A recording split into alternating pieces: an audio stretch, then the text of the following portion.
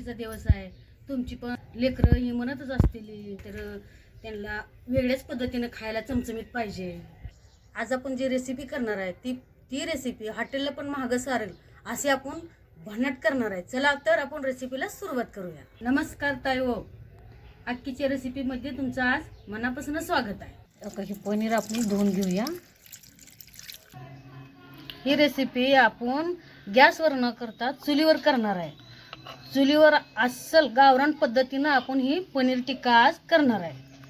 तर आपण रेसिपीला आता सुरुवात केलेली आहे. मी ही पनीर कापून घेते. असं मोठं आकाराचं तुकडं केलेलं आहे.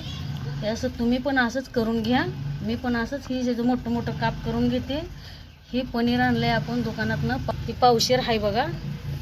हे असं मोठं काप करून घेतले. तसं आलं, लसूण, 3 कांदे घेतले ते मोठे चिरून आणि 1 टमाटा घेतला पिकलेला लाल.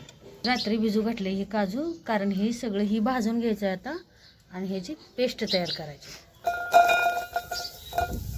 तेल टाकून घेते. कांदा लिंबू भाजते टाकून घेते.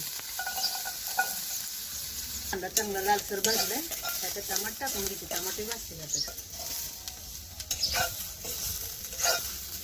कांदा, टमाटर, आलं, लसूण अगोदरच भाजून घ्यायचं.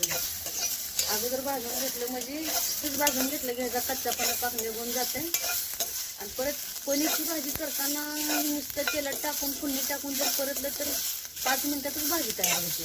म्हणून साठी हे अगोदर भाजून घ्यायचं. पनीर टिक्का करायचं म्हणजे असं काही साहित्य लय लागत नाही. आपल्याला वाटतंय करताना की बाबा पनीर टिक्का कसा करायचा, घाबरायचं नाही, काय नाही, बरोबर करून घ्यायचं. कारण ह्याला काही लई सामान लागत नाही. हे सगळं सामान आपल्या घरच्या घरीच असतं. रोजचं आहे. फक्त पनीर आणलंय आपण दुकानातनं, एवढंच आपल्या घरी नसतं. ती सुद्धा दूध घरी आणून केलं तरी सुद्धा चालतं. ती घरच्या घरी सुद्धा पनीर होतंय, करायला येतंय आपल्याला. पण आपण नडून पडतो, ही येईल का, ही कसं असेल. अजिबात नडायचं नाही, काय नाही. असं करून घ्यायचं पटपट. कढईत आपण पनीर तळणार नाही, कारण थोड्या तेलातच पनीर भाजून घेऊन आपण वेगळ्या पद्धतीनं आज आपण पनीर करणार आहे. आपण गॅसवर करणार नाही, कारण आपण चुलीवर करणार नाही. लोकांनी अशी वाळलेली लाकडं, हे असा थोडा लावलेला जाळ आपल्याला पाहिजे तसं लावायला येतं. जाळ चुलीवर असा थोडा जाळ लावून मी पनीर टाकून घेते. पनीर असं थोडे जाळावर भाजून घेते.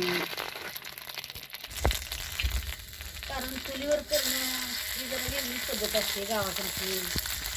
तेव्हा आता ही पनीर असं लाल भाजून घेतलं. तुम्ही सगळं की लई शिजणार नाही, लई गिळगिळ होते. त्यामुळं आपण असं लालच पनीर भाजून पनीर टिक्का करणार आहे. थोडंसं भाजून घेतलंय पनीर मी.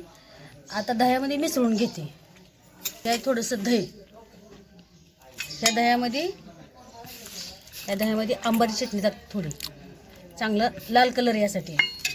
थोडी ही धने पावडर आहे ती बी टाकून घेते.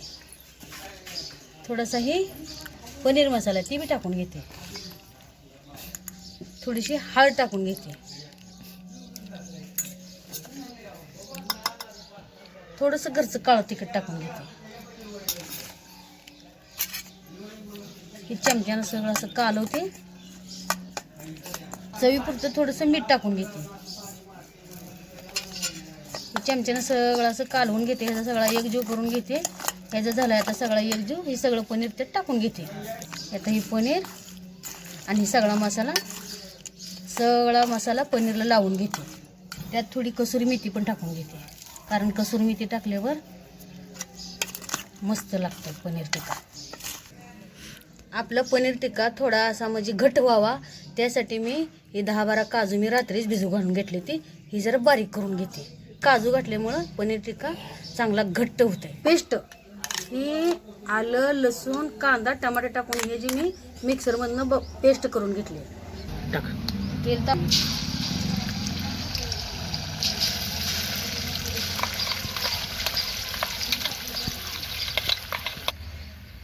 5 मिनिटं झाल्या. त्यात मसाला टाकून घेऊया. थोडीशी हळद टाकते. धने पावडरही टाकून घेते. ही घरचं काळं तिखट आहे, हे बी टाकून घेते.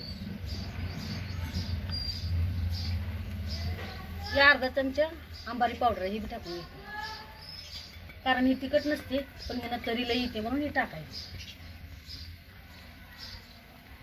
ही पनीर मसाला एवढा 2 चमचे, 1 चमचा मीठ टाकून घेते. मसाला खाली लागलेला आहे. थोडंसं गरम पाणी यात घालून घेते. थोडंसं, कारण नेहमी पनीरची भाजी करताना पाणी गरमच वापरा. पाणी गरम टाकल्यानं ह्यात भाजीची चव चांगली लागते. गार पाणी कधी वापरायचं नाही. आता ह्याच्यामध्ये पनीर टाकून घेते. सगळं आपण लावून ठेवलं, दही मसाला लावून ठेवलेलं पनीर ह्यात टाकून घेते.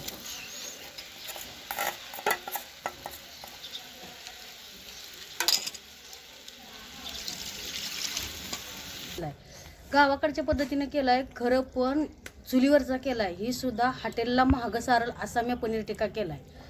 मग मला तुम्हाला विचारायचं आहे, कारण मी असा ही पनीर टिक्का केलाय चुलीवरचा.